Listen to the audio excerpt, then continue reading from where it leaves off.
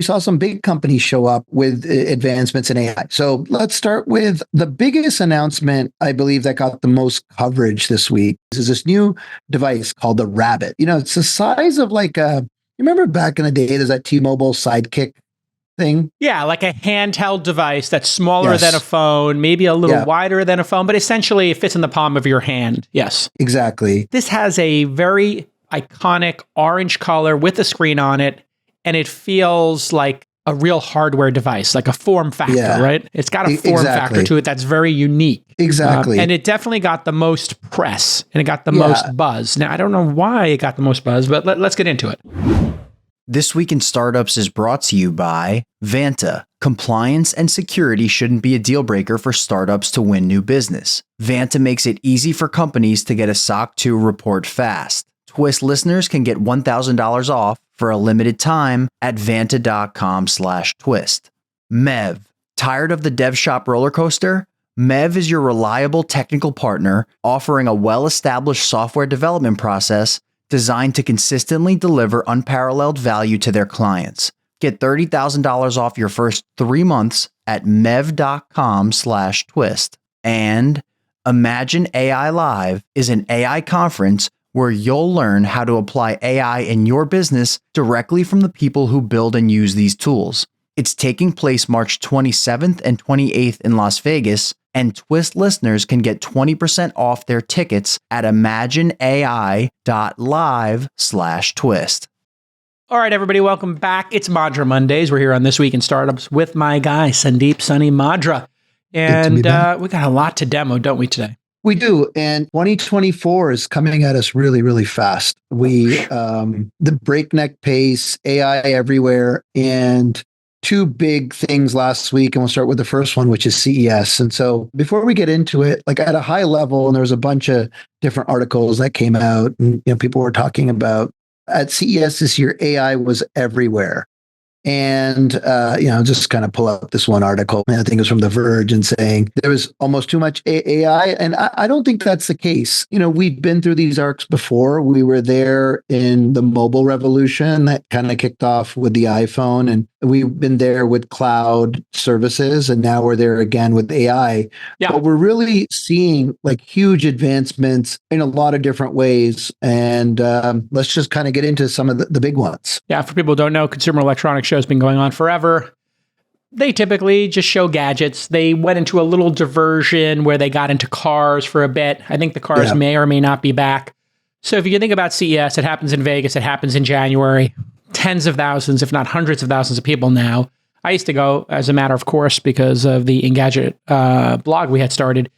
And then it kind of receded a bit, but it's now seems to be coming back post-COVID. Yeah, there was big crowds and a lot of announcements of new products. And it's usually, though, hardware. Consumer electronic is the key to this, but software now is trumping the hardware, I guess, in many ways. It is. And, one of the things that they're evolving to is as new technology comes out, they really kind of bring together the combination of hardware and software, and obviously in its core, in a more core way, but then they also bring like a great place for companies to launch. We saw a really good launches there, and we saw some big companies show up with advancements in AI. So let's just double click in. All right, let's start with the biggest announcement, I believe, that got the most coverage this week. And it's going to be worth a nice discussion here. This is this new device called the Rabbit. It's the size of like you remember back in the day, there's that T-Mobile Sidekick thing? Yeah, like a handheld device that's smaller than a phone, maybe a little wider than a phone, but essentially it fits in the palm of your hand. Yes. Exactly. And very simple, a camera that can kind of flip around and one scroll wheel. A scroll wheel that, you can flip up and down. Kind of reminiscent of the round one that was on the iPod, which then disappeared. So this has a very iconic orange color with a screen on it, and it feels like a real hardware device, like a form factor, right? It's got a form factor to it that's very unique. Exactly. And it definitely got the most press, and it got the most buzz. Now, I don't know why it got the most buzz, but let's get into it. It got the buzz for three distinct reasons. One, the company behind it, they not only released the device, but they came up with their own large language model. Okay. And what And what they did with their large language model is that they've kind of tuned and customized the model to be very good at interacting with your existing services. And so this device sort of sits with its language model on top of your Spotify account, on top of your Gmail account, on top of your, Uber account, Uber DoorDash. Account. They did DoorDash as well. And they brought all those examples in here.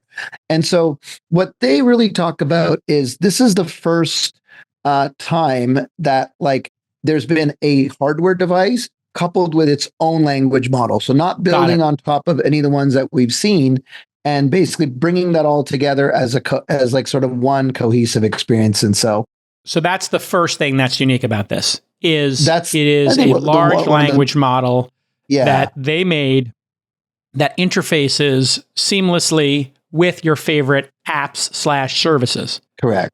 Got it. Okay. And so by doing so, and you nailed it with your kind of food example, they have a lot of these examples. We're not going to play their 45-minute video, but if you go here, I'll just play the short one here. Get me a 12-inch pizza from Pizza Hut delivered to here. The most ordered option on the app is fine. Ordering a 12-inch pizza from Pizza Hut. And so you can basically understand what happens here. And so what I really think what's interesting is this combination of custom hardware with custom LLM that lives on top of all your services. And in many ways, what this does is it starts to take, I guess, an angle of attack to this training problem that we've been talking about the last couple of weeks with going after people's data. In this case, if I explicitly connect it to all these services, then I'm not really running into that problem in the same way that we've seen it before. Got it. So the first thing is the large language model. What are the second and third components of this that you think got it the buzz? I think the form factor. Okay, that's number two, clearly. Is unique. Okay. And then I think, sort of the price point, it's $200. I think they really kind of came in at like a reasonable price. Yeah, exactly. Quite, it's quite let's affordable. Be honest, it's absurd. And there's no subscription for each of their language model, which also is confounding. Yeah. So it's got an interesting form factor. They built their own purpose-built large language model to specifically help you navigate services. And this is kind of what we hoped Siri would be. And it's kind of what we hope ChatGPT's app would be. But GPT's app does not let you connect to apps. And Siri does, let's face it, a modest job. I don't know, 10 years in. When was Siri launched? Yeah. It's been around for closer to 10 than 5 years. Yeah. And, you still try to get Siri to play a song on a playlist or to navigate using Waze or to book a reservation. None of that stuff works very well. No. I will say Spotify does work now. If you ask it, hey, play this playlist on Spotify, I would say 2 out of 3 times it works. Yeah. But that started October 4th, 2011, I think is when it was launched. So that's when Siri was released. So we're in year 14 of Siri not working well. Yeah. And the fact that like a small startup is able to create a device and the back-end experience shows how much work Apple has to put in, or maybe they're putting it in and we'll see it in their next keynote in order to give us what we've always wanted. Now, and the question for me is always, you see these keynotes, and those are canned examples. It's probably a canned, not live demo. And as we know, when we review stuff here on This Week in Startups, and we do our little reviews here, and we will get these, and we will do live reviews. What they show is something that is a sniper shot. It's a bullseye. And then when you get it in the real world, if I ask it, hey, can you get me some sushi? Give me the most ordered stuff. It's going to send me 8 miso soups and 3 edamames and no sushi because it misinterprets that, right? All right. So what's crazy is basically it's sold out. And when it sold out, I think it had 10,000 pre-orders, they ended up with 30,000. But then a couple of really clever engineers and, someone we've demoed some of their stuff before, Alvaro here, he basically went and rebuilt it as an iPhone app. And so back-ended by the LLM of your choice and, operating. And so I'll kind of just run this quick demo where, he kind of does this here. So we'll play this. Call Tom and confirm our reservation. And so it's going to, click, it's going to click out. It's going to call Tom. Give me one moment while I call him. And so what's incredible, and he does a few different other demos in here. And so really, what is this saying, JCal? Like, I already have a device. It's super powerful. It already can run applications. And so to me, when I saw this, that's going to be the challenge for them, unless they kind of go and offer both to everyone and say, if you really want like a smaller device because you don't want to be distracted by your phone, you're going out on the night, go and do that. Or you don't want any of that, you don't want any of that expense, just come and get our iPhone app and pay for it. All right, listen, selling software is hard. It's hard right now, right? 2022, 2023, it's been a grind. 2024, it's going to be hard too. Everybody's making very thoughtful decisions, and the last thing you need is to slow your sales team down because you don't have your SOC 2 dialed in. So if you're a SaaS or services company that stores customer data in the cloud, you need to check out Vanta. Vanta will get your startup SOC 2 compliant easier and faster. Vanta makes it really easy to get and renew your SOC 2. On average, Vanta customers are SOC 2 compliant in just 2 to 4 weeks. Compare that to 3 to 5 months without Vanta. Vanta can save you hundreds of hours of work and up to 85% on compliance costs. And Vanta does more than just SOC 2. They also automate up to 90% compliance for GDPR, HIPAA, and more. You can't afford to lose out on major customers because of silly stuff like lacking compliance. Just work with Vanta. Get your compliance automated and tight. Tight is right. And close those big deals, the lighthouse deals that send all the other customers to you. Here's the call to action. It's very simple. Vanta's going to give you $1,000 off at vanta.com/twist. That's vanta.com/twist to collect $1,000 off your SOC 2. I love a purpose-built device when it is for a specific vertical and it really helps solve that problem. The one I can think of is the GoPro or the Insta360. If you're going skiing, if you're a surfer, your iPhone, yes, you could buy different things to, strap your iPhone or smartphone to your body, but those purpose-built devices that have motion stabilization, et cetera, they work really well, correct? Yeah. For that specific purpose. So does it mean that 99.59% of videos taken in the world are going to be just perfect on your iPhone? But it does mean for skiing and for surfing, this is a much more preferred device. And so the question is ordering your Uber going to be distinctly better because of the form factor? And I don't think the answer to that is yes. Yeah. So what is this form factor? And I would put the Humane, now I haven't used it, so I always like to reserve judgment till I use it. The Humane pin that you wear, that you put your hand out and like that's supposed to be better, but you see it's kind of heavy. So I love the idea of wearables, but I don't know if that one actually is purpose-built for that. Now, I will say my Ultra Watch, which is the first passable Apple Watch in my mind, I think the other versions were all garbage, is absolutely purpose-built for me to look at my ski runs or my hike, exercising my heart rate, to take my heart rate. It does something unique in this form factor. So, and it's also great for getting a message without taking the phone out of my pocket in a meeting. You can leave the house for the entire day with your Apple Watch. You can. Maybe. You can. You've done it. I'm going to try it. I haven't put my, I haven't turned on a service because that's like $10 extra a month. Or something. 15. Yeah. You got to add it to your AT&T. I didn't add it to my bill yet. I'm going to do that. I just, for some reason, I was like, I don't need it. But I think actually that would be good if my battery died on my iPhone. So you can. I do know people go running with just their watch. You can pair your AirPods with it. Pair your AirPods. You can make phone calls. You can then do all your voice to text and all that. Like you can do it. It can happen. Yeah. So, I mean, and I see that more as a backup than a primary, but I do see the health stuff on the watch and the working out stuff as a primary, not a secondary. So is this primary for anything? I think the answer is no. The question I have is why is everybody so afraid to consummate a transaction with an LLM? I think it's because of like who's responsible for the wrong thing being ordered.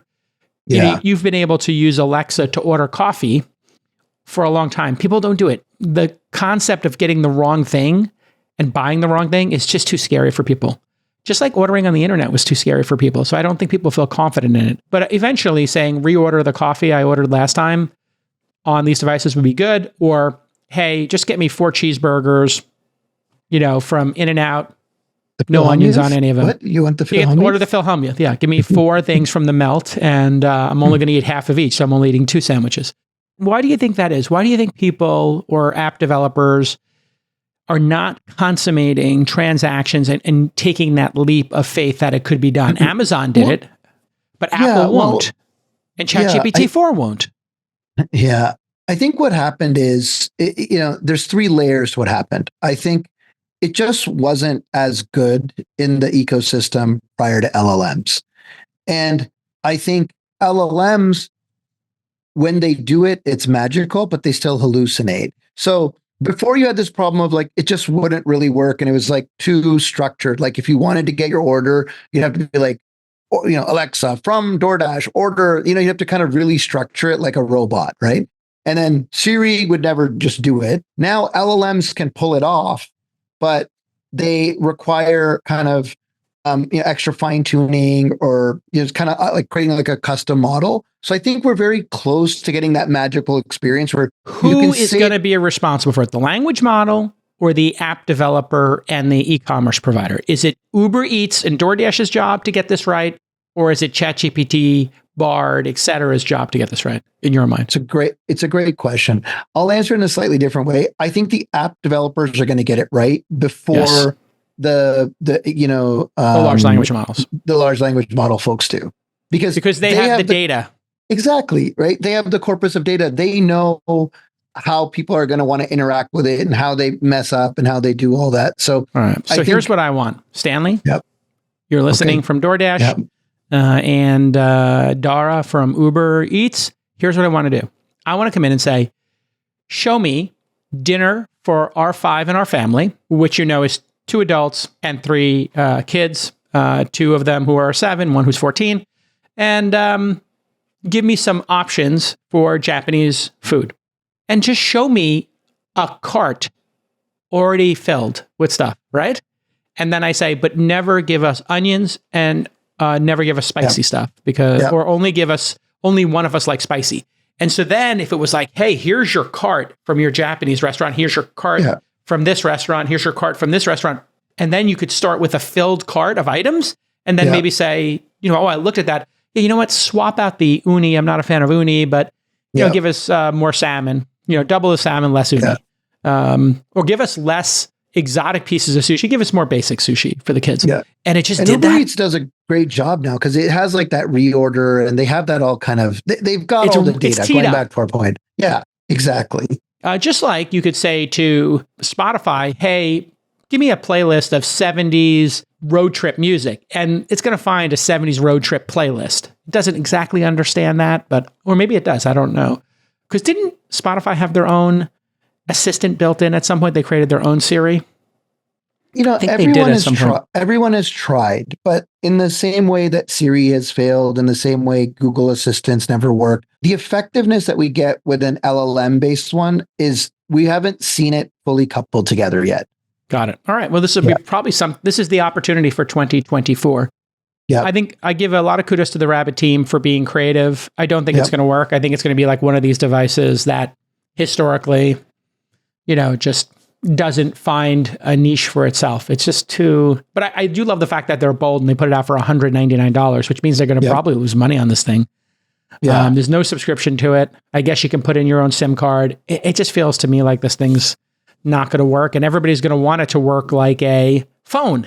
Yeah. So why not just have the phones catch up here? Yeah. Yeah. In terms of grading it, I think the way that they've built the service, at least the way they showed in the demo where you can log in and connect all your apps, I really give them an A for that. Like they really nailed that. It's well done. No one has done that at all. Like OpenAI or Bard or anyone else, right? The authentication of your Spotify, your DoorDash, and your Uber works well. Really, like. Can I ask you a question? Was it clear if that happens on your desktop with a keyboard, so it's easy to do? Yeah. It happens on your desktop. I was trying to find that in the video. I just couldn't pull it up here. I watched the release video on 2X, and it was scrubbing back and forth, kind of looking for it, and I couldn't find it. So that to me is a really great idea. Is I set this thing up on my desktop where I have a full keyboard, and I can say, "Hey, these are my preferences in order. I usually want an Uber Black. These are my 10 favorite restaurants. This is my 2 go-tos for pizza in order. These are my 3 Japanese in order." If you can start to do that, that's kind of cool when you start thinking about it, right? Like if I order a hamburger, I want to go with 5 Guys, then Shake Shack, then, Oh, I found it. This is the screen. Oh, there it is. Yeah. So you connect your Spotify, Apple Music, Uber, DoorDash, Eats, all your services. A lot of founders are great at going from 0 to 1. This takes vision, it takes creativity, and most of all, it takes a bit of hustle. But those same people can often struggle going from 1 to 100. To scale efficiently, you're going to need process, you're going to need structure, and that starts with your product. So if you need a more structured engineering approach, you need to check out MEV, M-E-V. MEV helps businesses build and maintain their product faster and more effectively. They'll make your product more stable, scalable, and secure. They'll also set up custom infrastructure for you, and they can even help build additional features.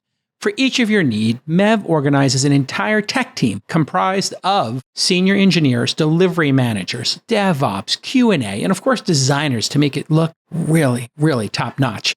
MEV has been in business for 17 years, and they've helped the following companies build spectacular products: Cartier, Intuit, and the Ozempic maker Novo Nordisk. Shout out to Ozempic. So let MEV help you increase product velocity and make product engineering more sustainable. Here's your call to action. MEV is going to give you $30,000 off your first 3 months. That's right. Get $10,000 off per month right now at mev.com/twist. That's mev.com/twist for $30,000 off your first 3 months. I want ChatGPT-4 to do this. I want Google to do this. I mean, I want my phone to do this. Like, this kind of exists a little bit on your iPhone when you pick your browser, right? You pick your default browser. And I think you also pick your music player now. Oh, I didn't see that yet. But anyway, that's what these things should do. You should pick your music player. You should pick your ride sharing app. You should pick your food ordering app. You should kind of say, this is my number 1 food ordering app. This is my number 2, right? Just so, I shop from Amazon, I Target, Walmart. This is my go-to. All right, very cool. I'm going to give it a B+. I'm going to give it a B+. Okay. I thought it was very bold. I understand why people liked it. The combination of price, it had wow factor, it looks stunning, and it was $199. If they ship 3 at $200, if they ship 6 million of those, 30,000 of them, they're going to lose money on that, I think. I don't think what is the bill of materials on this? It's got to be $199 shipped, and then all the returns and stuff like that. This is very dangerous for startups. It's a smaller screen. They're not dealing with you got to bring your own SIM. I don't know. It seems like, it's probably, I don't know. Just one of the things I see with hardware products like this is the founders underestimate the true cost, which includes returns and shipping and, delays and other problems. And so with hardware, it's so hard. I think they put it at a price point that is, they should have said it's going to be $199, but we're selling the first 10,000 as the signature 10,000 for $399. Yeah. So if you want one of the first 10,000, it's $399, and it comes with a number on the back if you have your thing. This way, at least they have a little extra money to invest in the software, right? If they made if it was actually, it'd be better to sell 10,000 of them at $500 than to sell. Well, you know who nailed this was 20,000 with the Teslas, right? With the Roadster, the Model S, the X, and then the 3 and the Y, and what we get. And having the signature version. So it was 100 signature Roadsters and 1,000 signature Model S's. Yeah. And then how much were those? Were they like 150? 150. They were probably $20,000 more, $30,000 more than when the actual products got off of the signature series. But I think the signature series historically are going to go for twice as much as the non-signature. So if you own a signature series, I think it probably has a little extra oomph in it. It probably pays for itself. All right, let's keep moving here. You touched on something, and it's quite important. Last week, there was a video released between Bill Gates and Sam. Oh, and yes. And I want to just touch on that really quickly. I'm not going to play the video because it's a bit too long. But basically, he talks about what we're going to see for GPT-5. And in GPT-5, it touches on exactly what you said, which is video capabilities, which we know are coming kind of more multimodal, generate videos, boosting reasoning and reliability. And then the last one is enabling user customization. So I do think for all the startups out there, including Rabbit, they are going to kind of build that same interface that we were just showing there. Yeah. It's a 30-minute talk between them. It's launched on Bill Gates's pod. So I suggest everyone listen to it. That's building stuff in and around AI. It was really good. The fact is, he's super excited about GPT-5. Yes. And 4.5. And he also did a talk at Y Combinator, his alma mater, and where he worked. And he seemed to think these new LLMs are going to be quite powerful. So there's a little bit of buzz that they're going to drop some really, and he thinks AGI. I think there was another part of this where he sort of signals that he thinks AGI is coming sooner rather than later. Coming sooner than later. Yeah, he does touch on it there. So we recommend everyone watch that one. I'm going to jump to another thing, Jake. I'll get back to sure. Amazon Keep in a jumping second. around. Yeah. Okay. I thought this was pretty exciting. This is a good application. It's basically like a sidekick for older folks. And so it's like a little device, and it's kind of interesting. It has like a lamp, and then it has like a LCD display, a speaker. It looks like a charging station for your iPhone, but it's got like this little lamp. Yeah. And this is designed to be a companion, this Elli Q? Yeah, it is. Yeah. And it's designed to be a companion for seniors. And, loneliness in seniors is a really big problem. And, keeping active. And if you look at what they did, it can basically, and this is, kind of powered by LLMs, it can chat with you, it can play games with you, it can do all the, kind of interactive things that I find are, really, really interesting. And I like kind of how they put that little light on the side there to not make it like fully that you're staring at a screen. So it's like but it also is not like fully like a robot. So I thought this was one of the more interesting things out of CES this year as well. So there was a movie about this, Robot and Frank, that came out in, oh really? It's a comedy. Okay. It came out in 2012. In the near future, an ex-jewel thief receives a gift from his son, a robot butler programmed to look after him. But soon the two companions try their luck at a heist team.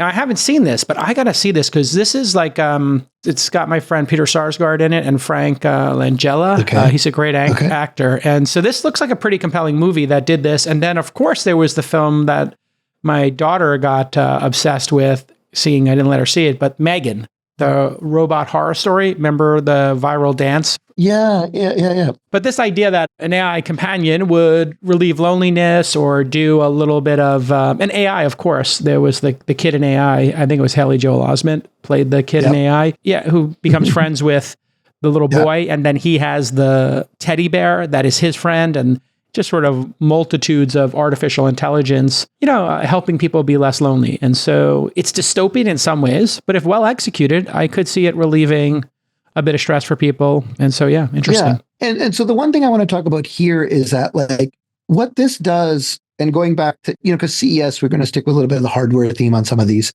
What this allows companies to do that know how to make great hardware, where, this integration of hardware and amazingly difficult software became harder. And you'd see stuff out of CES, but only the big folks were winning, the Samsungs and the Apples. Only Apple doesn't go to CES, but like the bigger companies, LGs. And now what you're going to see is the ability for companies that have, strong strength in standing up hardware, but that can leverage large language models to create incredibly compelling experiences without having to have, the depth of the team required to build like an entire operating system or something along those lines. And this has some really cool goals in it. Like I'm looking at their the copy on the website. Always important for founders to understand writing good copy and having a really good value proposition that you communicate well on your website to incentivize people to have product market fit and to buy the product. Build healthier habits with goal setting and encouragement.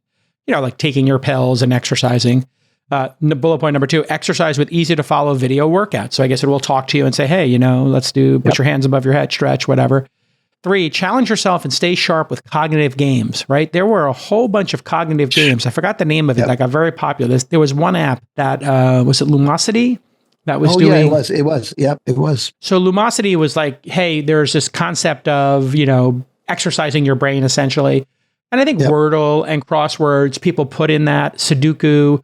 There's like a bunch of things that people do. And the New York Times has gotten into this. Like you get people into a habit. So, having Wordle or word challenges or Jeopardy in this would be incredible. And number 4, relax with various mindfulness and stress reducing exercises. That's calm.com, right?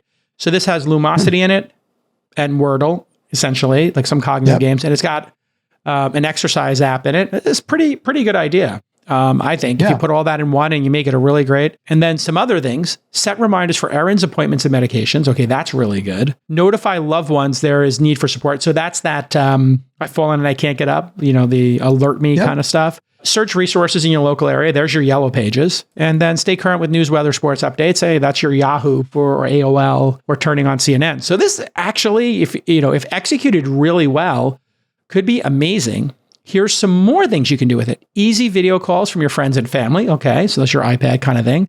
Send and receive messages and photos of loved ones. Okay, that's like your smart frame. Share your favorite memories and life lessons through digital memory. Okay, that's your ancestry. And send virtual greeting cards and special events and birthdays. That's your Blue Mountain Arts, if you remember that, if you're in there. Yeah. So whoever made this, I have to say to the team there, I'm giving this an A. Yeah. Because I think this team, and this is This Week in Startup, so I always like to point out when somebody does some really good startup best practices. I just read 12, not 3, 12 bullet point items, in one package. If this thing actually is done well, there's like 12 items in here that are, other businesses in and of themselves. So really well done to the Elli Q, ELLIQ.com. What did you give it? For me, I'm in the same. I think it was an A. The design, the experiences, same thing. I went through it all, and just a real proper integration of good hardware and the latest in LLMs and user experience, and collapsing a few of those businesses into it. So I thought it was incredible as well. Now, I would like to see this in the form of a frameless TV picture frame, smart picture frame. This could also work in that format. So I don't know if you know about this, like Samsung frameless, or they call it the frame. The frame, yeah. They basically, and I stayed at an Airbnb that had one of these, and I didn't realize it was a TV because it has like a border on it, and they put wood on it, and it looks like it's a piece of art. And I guess you can buy art, but it can also work as a TV. So I just aesthetically love this concept. And I just think a smart TV that had a great interface. This is why Apple should have launched a TV. And there was a rumor for a long time, and I had heard it from people who were in and around Apple back in the Engadget days, that they were working on a television. Instead, they came out with Apple TV to slap on the back of TVs. And I guess you can get Apple TVs built into some TVs, or a light version of it is. This would really have been amazing. If you buy any smart TV now, it has like an Apple TV in it. It's like they've done that. But these guys have really nailed, and I just have it up here, but these guys really nailed. I've seen a couple of these as well, and they're really well done. And they kind of make them like a matte screen. So when they're, when they're not in like TV mode, they really do look like a piece of art. And it looks like you can get enjoy 100 pieces of art from some of Disney's greatest stories on the frame. All right, everybody, 2023 was obviously the year of AI. We saw all the amazing productivity gains that can be had, but in 2024, it's all about adoption. Are you really using these tools every day? Because if you're not, then you're falling behind. But here's the hard part. How do you separate the signal from the noise? There are a ton of AI tools out there, and while some are revolutionary, others are just parlor tricks. We all know that. Here's one way you can start. Head to Imagine AI Live in March. It's a conference taking place on March 27th and 28th in Las Vegas. And when you go there, you're going to learn how to apply AI to your business directly from the people who build and use these tools. You'll witness live demos of AI products that can make your business run more efficiently. And you'll hear founders and CEOs explain how they're using AI to reshape their companies. The founders of this conference are huge fans of This Week in Startups, so Twist listeners can get 20% off at imagineai.live/twist. That's 20% off your tickets at imagineai.live/TWIST. So again, back to product market fit. If you can show apps, if you can show use cases, and people go, I want that use case. When they get to 2 or 3 of the use cases, people start hovering over that buy button. I know I've been hovering over the buy button on one of these. I'm just figuring out, like, what TV am I going to throw away to put something gorgeous like this in? And I was thinking of my new set. I'm building a new office here at the house. Oh, yeah, it should be there. Yeah. And I was thinking about having one of these and maybe just having kids photo skiing, whatever, different pieces of art, but have it rotate, be kind of cool. Awesome. Let's keep rolling. Keep moving. We got a couple more of these to go. Okay. So the next one, which I thought was really interesting as well, and this is like a touchy subject for, parents with kids at certain ages, which is smartphones for kids. Yes. And the smartphone controls are just really lacking today because, one, the Apple's UI doesn't really allow you to do it in any kind of significant way that's usable. And 2, even if you have some of those controls, you're not really getting any data out. And so what these folks did, Guard, is they introduced sort of an AI-powered smartphone, which gives you summaries of, it gives a parent summaries if, kind of like bullying is happening, or, the content that's being used is inappropriate, or you can see the type of messages. And the beauty of this is this doesn't have to integrate with all the apps. So what they really do is they use the power of multimodal LLMs to just kind of constantly do a screen capture, send that back, and basically They don't have to integrate with all the apps. They don't the developers don't have to do anything. So the end, your child gets the phone experience they want, but you as a parent can get all the detailed metrics. Plus, you can get the alerts around bullying and things like that as well. So you can have monitored social media or not monitored social media. You can monitor their texting or not, but it's using an LLM to know if the language contains, I'm looking at the website here, cyberbullying, sexting, drugs and alcohol, violence, or a predator or suicidal ideation, all this stuff that parents worry about. So, those words change over time. We had words for marijuana, Mary Jane, or something, or 420, to hide that from our parents or whatever, to speak in code or whatever. Kids do this. And so, they're going to do those kind of secret codes in text or whatever. But you do want to know, and you want to get an alert if, God forbid, somebody starts sending, they start sexting or something, or sending, inappropriate pictures, or they're getting bullied. All of these things can be really gnarly. In fact, I was reading a bunch of kids got in trouble because they were sending pictures of themselves, and just to be delicate here, some kid forwarded one of these pictures of somebody who took a picture of themselves, with less clothes on, and then they got arrested for child pornography. And so this is like really deadly serious stuff. If you're trafficking, even if you're underage, in pictures of other underage people, this could result in somebody going to jail, getting expelled from school. It is a crime, and then young people can basically commit these crimes without ever really fully gronking what's going on here. And so this is really important. To be honest, the platforms today don't do a good job. What's their incentive? Back to incentives. And so I really want to give these folks a kudos. Like, this is a real coming together of, cell phones been around for a while. Kids are using them. They're all using them. And now this allows someone to build software that's really advanced, that can give you, sort of the insight into what's happening in the messages, and sort of the analytics on how they're using the device. They don't do a good job at all. So I really like this one. I thought it was, you need to have a third party do this. You can't rely on the headset manufacturers, the iOS manufacturer, or the Android. It really has to be done by a third party who sells this product to a parent, so that the parent, their customer's the parent, not their customer's iOS, or iOS's customer, or iOS's revenue stream, or Facebook's revenue stream comes from addicting kids or getting people to use the phone more. But the key here is also, you don't want to limit the kid to be using some, what's that old people phone? They've shown flip it. Phones. No, not even flip phones, but like they sell one now to them as well. It's got like a name for it, I think. But you don't want to give someone that's like totally limited and neutered because you've taken over the whole phone. This can just be a regular Android phone, and basically you can use all the apps in the App Store. But there's some features for the parents that I think are really important. Yeah, I'm going to give this an A as well. I think look at that. Out of the gate, like, amazing. And you're saying in this case, because I see you can download their apps and have software, but in this case, they're making an actual smartphone. Yeah. Well, I think it's a Samsung phone with that built in. That's what it is, okay, right? so, The Guardian phone. Yeah, so it's kind of built in. Yeah, these are smartphones designed for kids. It's built in to the phone.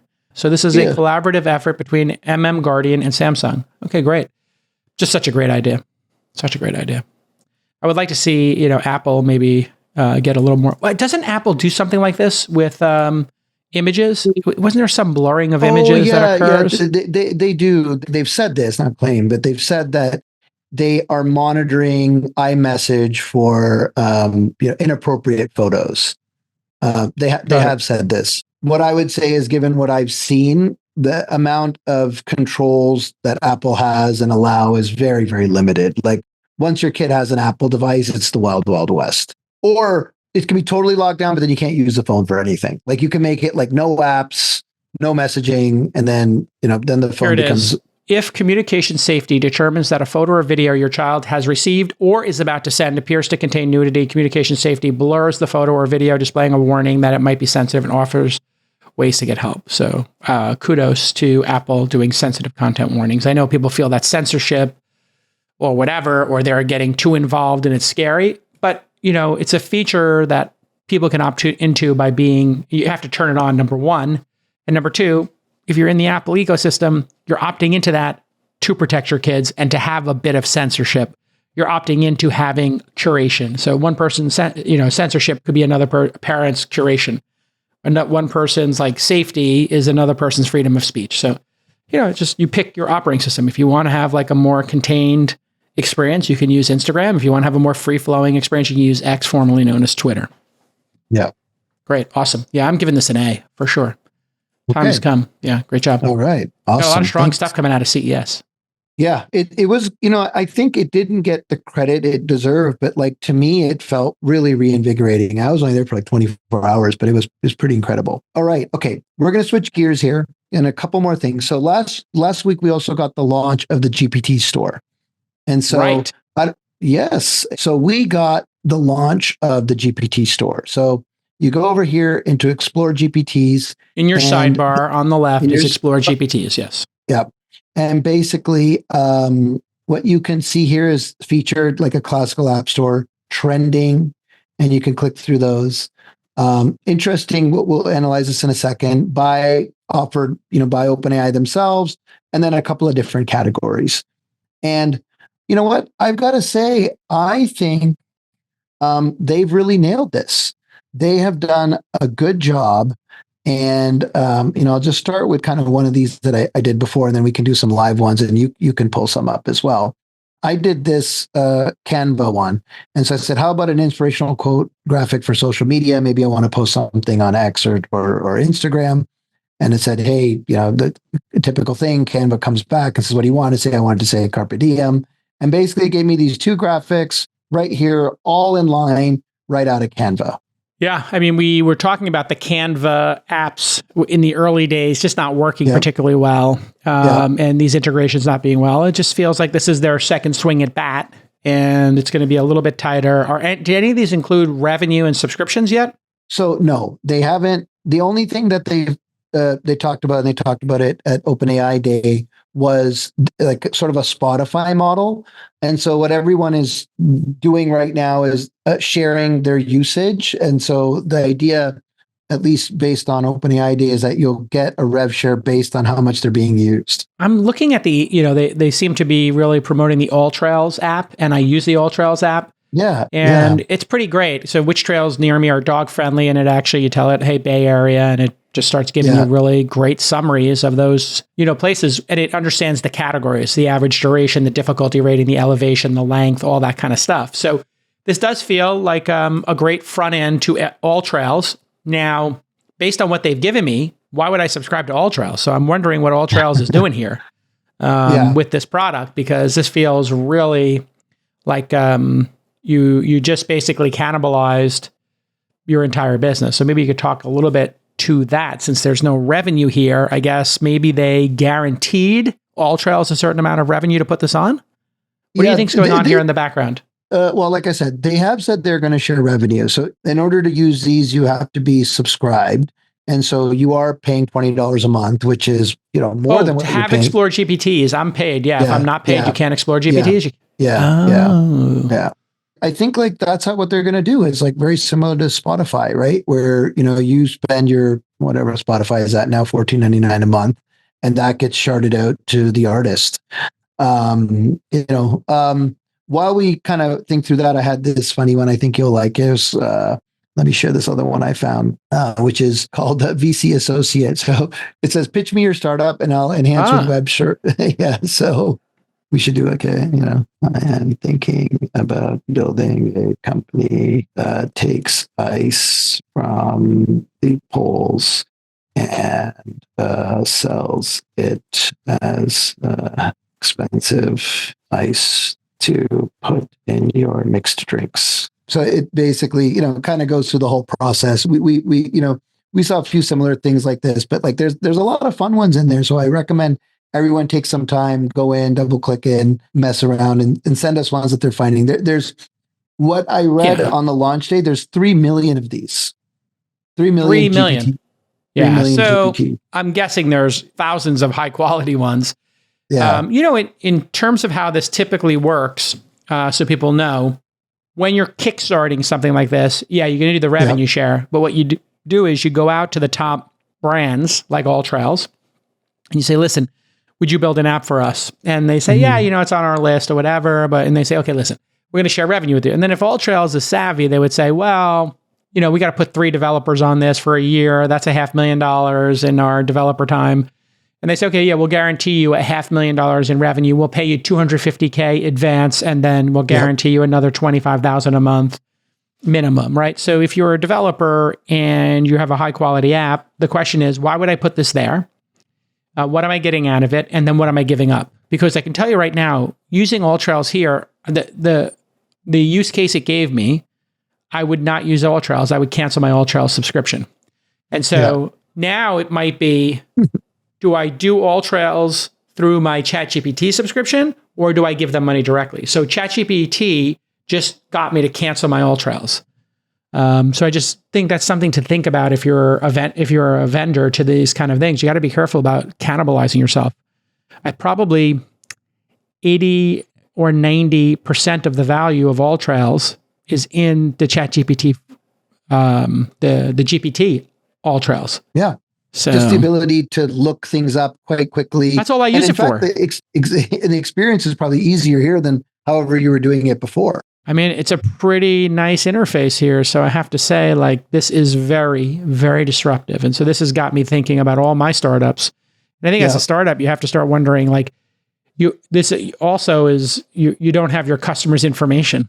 So now you lost me as a customer, but you also lost my email and my credit card number. Well, not that you ever had my credit card number because I went through Apple, which was what AllTrails had to decide when they built an app. So every time you build these kind of apps or other experiences, you have to just wonder, am I distancing myself from my customer base? Because it didn't give my email to them, right? It didn't ask to give my email to them. So they can't upsell me, et cetera. So yeah, it's interesting. The chat interface might be better than the app interface for some of these experiences. So, but I wonder if they're just going to use that same thing inside of AllTrails, right? Can I have a ChatGPT inside of AllTrails? Yeah. What will happen? That's what you would think, right? I think the real thing here is you create a limited experience but in your case, it's funny because they got your basic experience done, which is a little bit scary. So you have to really, as founders hearing this, got to be, pretty thoughtful. Again, I give, ChatGPTs now, I think, the quality is going up B+. I mean, the whole concept, it's an A+ concept, obviously. I think the execution somewhere in the B range, B+ range right now for me. And it's getting better significantly. And now that there's a sustainable business model, I could see people investing in it. Putting aside the AllTrails caveat, it didn't offer me to download the app. So that was what I was expecting, is if you're going to do this, it should have upsold me on the app, et cetera. It does give you a little picture of the AllTrails, but it doesn't. Here, I'll show you. So, it gave me this little logo here, and it's giving me all the different trails with dogs. I just put Bay Area, San Francisco, and it's here's the Land's End Trail. Here's the Rodeo Beach Trail. I know that trail. I've been to that. I've done that hike. Wow. This is really nice. This is one of the nicer ones. Yeah, it's gorgeous. It gives you a nice little, and it gives you everything you need. The only thing I don't see here is the map. Click on the trail to learn more trails. So it's telling me to click on the trails to learn more about the trails. Oh, I guess that's this link here. So I guess if I click the link, it does take me to AllTrails. Okay. So I guess that's what the AllTrails people are thinking is if we give you lead gen. Yeah, maybe we give you a little lead gen. Yeah, I'd be careful here, folks. You could. Yeah, and then I wonder if that AllTrails data is now going into the language model or not. So I have 2 thoughts here. One, I really kind of agree with you on the ones that are done and featured are really good. Unlike the App Store, which has a app approval process, there's no approval process here. Oh. And the thing that I've seen is, and that's why they have 3 million, is the quality is very low. So even when you kind of just scroll past the top 10, and I wonder how that plays in, because one of the things Apple was able to do, and I obviously lived this very close, both on doing featured apps for folks and then building apps, was that they were able to keep the quality bar quite high. And one of the things I've experienced in the last week in trying a bunch of these, because there's no approval process, the bar is really, really low. Yeah. And you do kind of do something and waste a bunch of time. You're like, oh, what a waste of time for me. And I wonder how they're going to be able to navigate that. It's a brave new world. I think if I'm the owner of the business, if I own AllTrails, I'm putting a limited version inside of ChatGPT to learn, provided they're not sucking that data in. I'm putting everything on my website behind a paywall now with a no scraping rule, no training rule. And then I'm going to sue anybody who put my training data into their large language models to protect myself. And I'm only going to allow my LLM to do 3 results and then say there's 17 other results inside of the app. So you get to skim the cream, but for 17 more hikes, click here. Yeah. And to get the, geo coordinates of the hike, and to track your hike, I would just really be powerfully upselling people on getting the full app experience. And so I do think they're going to need to authenticate. So if I could authenticate my All Trails app, that would be pretty powerful. And then it let me do full on, like queries. what we saw with Rabbit. Like Rabbit, yes. Yeah. Yeah. That, I think, is the ultimate solution for all of this. I think Sam's a great deal maker. So this whole thing with the New York Times would be solved by, to get any New York Times Wirecutter Wordle results, you have to authenticate with your New York Times. And then that makes your both subscriptions more powerful, right? So yeah, great job. I think Sam Altman's, really cooking with fire here. iOS needs to study this and then figure out if their app store is going to get disrupted. That's what OpenAI is trying to do. They're trying to make better apps than the app stores. But also, don't you think these developers should just be putting language models into their apps? So when you open an app like All Trails, it lets you search or do a question, and then you don't need to go to ChatGPT. I think that's the big push this year, and that's what I'm kind of what I would be betting on is what we said earlier. If you have the data, and if you can put the engineering effort in to get a model to understand your business, your data, and create a user experience, I think that will win right now. Before kind of the aggregators can. And I think Yelp is trying to do that. So Yelp launched a series of features to enhance the consumer experience. And they're trying to let you do searches on Yelp, I think. So here, let me show you this. Because, there are some people who have very robust businesses. Yeah. That exist outside of, so here, I'll read it to the audience. With the vast amount of rich user-generated content available on Yelp, we've long used AI to power solutions across the platform, including dish recommendations, organization of photos, and automating content moderation, among others.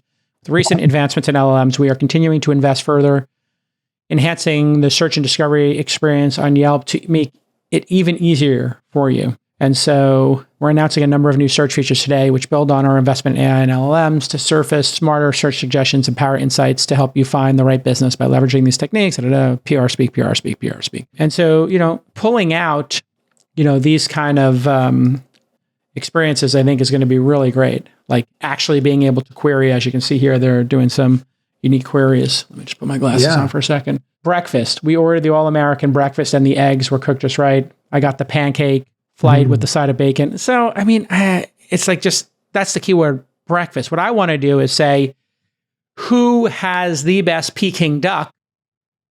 And, what does it cost? And put that into a list for me and put it on my to-do list, and that would be the better experience. So, it's very 1.0, but I do think there are, some really interesting. Give me the highest rated sushi restaurants that are 2 stars and tell me what the top 3 dishes are at each. Boom. Yeah. That's like the kind of stuff people want to do, right? Tell me the places that have the best, crispy. We're seeing this everywhere. So spicy tuna. We even see it with, kind of Grok and Twitter, right? Where you want to just ask like kind of some of these questions and people are still working to like, call us at Definitive. We'll help you do that. Yes. Definitive.io will help you do it.